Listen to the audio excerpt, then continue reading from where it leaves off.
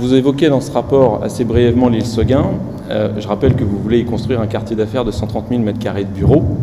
Mais combien y a-t-il de maires aujourd'hui qui construisent des quartiers 100% bureaux?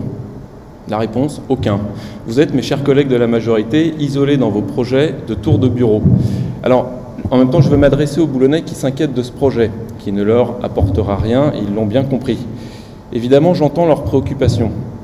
Je comprends leur aspiration à bénéficier de davantage d'espaces verts, mais je veux leur dire qu'entre la folie de ce projet de bureau et l'utopie d'une île en jachère, il y a une voie, et c'est celle de la culture et de la valorisation de notre patrimoine boulonnais. Vous le savez, Boulogne-Billancourt, c'est la ville de l'automobile, de l'aviation, du cinéma. C'est la ville des années 30 et de cette période d'entre-deux-guerres qui n'a rien d'inactuel. Alors nous devons bâtir une ville, et en l'espèce une île, viable à long terme, y compris sur le plan financier.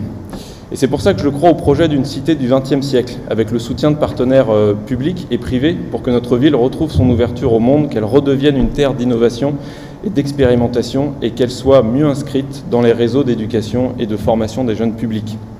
Ce projet de bureau, mes chers collègues, c'est le projet d'une ville sans âme, d'une ville où la mairie ferme son théâtre faute de budget, mais arrose d'argent public une équipe professionnelle de basket déficitaire et pourtant achetée à prix d'or.